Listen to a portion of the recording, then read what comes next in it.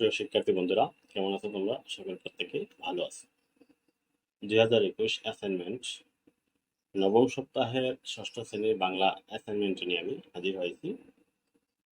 দেখো, এটি পাঠ্যসূচিতে অন্তর্ভুক্ত পাঠ্য নম্বর ও বিষয়বস্তু। পাঠ নম্বর 3, নীলনদ আর পিরামিডের দেশ ভ্রমণ কাহিনী। নির্ধারিত যে কাজটি হলো নিজের ভ্রমণের অভিজ্ঞতা অথবা কারোর কাছ থেকে শোনা একটি ভ্রমণ কাহিনী বর্ণনা দিয়ে 150 শব্দ একটি নিবন্ধ তৈরি করো। এবার আমরা চলে যাচ্ছি উত্তরে। এটির উত্তর কেমন হবে সেটা একটু দেখে নাও। একটি ভ্রমণ কাহিনীর বর্ণনা। ভ্রমণ আমাদের বর্তমান জীবনের এমন একটি অংশ যা আমাদের জীবনকে সতেজ করে। মানুষ চায় অজানাকে জানতে, অজানাকে চিনতে, নিত্য নতুনের সন্ধান পেতে, চায় মুক্ত বিহঙ্গ হয় বিচিত্র পৃথিবীর সৌন্দর্য সুধা পান করতে। তাই তো সৃষ্টির আনন্দে বিভোর কবি কাজী নজরুল ইসলাম বলেন, থাকবো না খুব বদ্ধ করে, দেখবো এবার জগৎটাকে কেমন করে ঘুরছে মানুষ যুগান্তরে ঘূর্ণি পাখি। বিচিত্র এই পৃথিবীর সর্বত্র ছড়িয়ে আছে নানা বৈচিত্র্য। প্রত্যেক বছরে কোথাও না কোথাও ব্যস্ত জীবন থেকে কিছুদিনের মুক্তির খোঁজ নেওয়ার উদ্দেশ্যে আমি ছুটে যাই। তেমনি আমার এই বছরের ভ্রমণ গন্তব্য সুন্দরবন।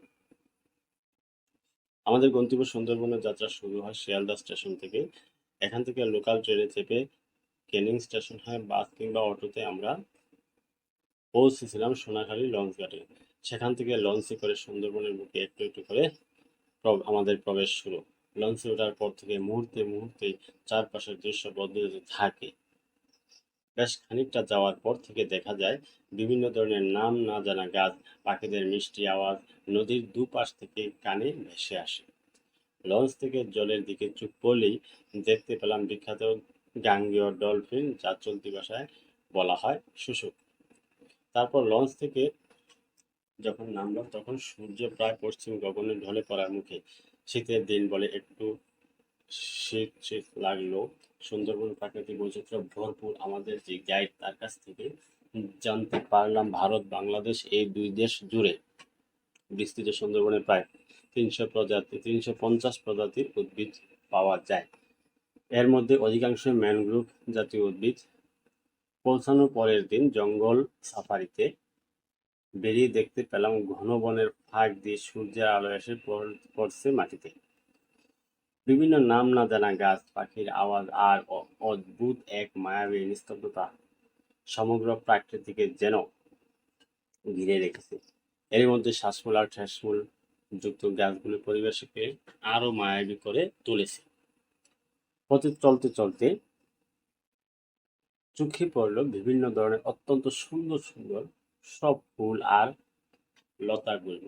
গাইডের কাছে শুনলাম এই জঙ্গলে বহু ধরনের ভেষজ উদ্ভিদ পাওয়া যায়। সবচেয়ে মনোমুগ্ধকর গাছগুলির মধ্যে চোখে পড়ল বিখ্যাত সুন্দরী গরান ও গেওয়া গাছ।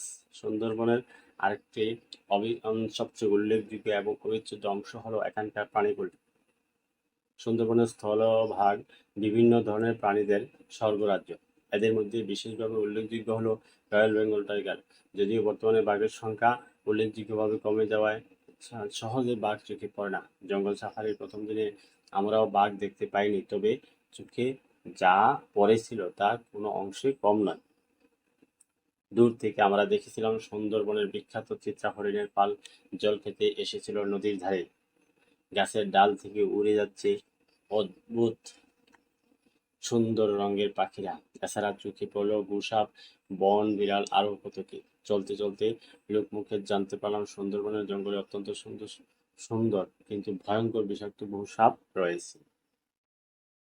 এদের থেকে সাবধান থাকার জন্য ভ্রমণের সময় সাথে থাকে গাইড, কার্বনিক অ্যাসিড রাখা বাধ্যতামূলক।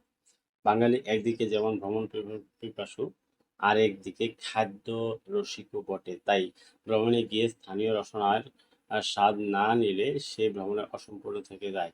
এই উদ্দেশ্যে সুন্দরবনের বিভিন্ন খাবার চোখে পড়লে চোখে দেখতে গিয়ে অভিভূত হয়ে পড়লাম। এখানকার স্থানীয়দের মাটির হাঁড়িতে রান্না করা বন মোরগের মাংস, মাংসের ঝোল স্বাদ কোনোদিন ভুলতে পারবো না। তাছাড়া জল বিহারের দিন লঞ্চে রান্না হওয়া কাঁকড়ার ঝোলও ছিল অনবদ্য। এছাড়া এখানকার বন থেকে সংগ্রহ করা খাঁটি মধুর কথা বিশেষভাবে উল্লেখ করতে হয়। এভাবে কয়েকটি দিন সুন্দরবনে প্রাকৃতিক কোলে কাটিয়ে আমরা পুনরায় নিজের জীবনে ফিরে এলাম। ফিরে আসার সময় আমরা বেছে নিয়েছিলাম জলপথকে, অর্থাৎ সুন্দরবন থেকে সরাসরি লঞ্চে করে পুনরায় শহরে ফিরে আসা। প্রাকৃতিক এই পরম আশ্রয়ে ওই কয়েকদিন আমরা পরবর্তী সারা বছরের জন্য বাঁচার রসদ জুগিয়ে জুগিয়ে দিল। এখানেই আমার এখানেই আমার ভ্রমণের প্রকৃত সার্থকতা। এ হলো আজকের তোমাদের অ্যাসাইনমেন্ট। সেই অ্যাসাইনমেন্টটি তোমরা তোমাদের মতো করে সাজিয়ে লিখবে, এই প্রত্যাশা। আল্লাহ হাফেজ।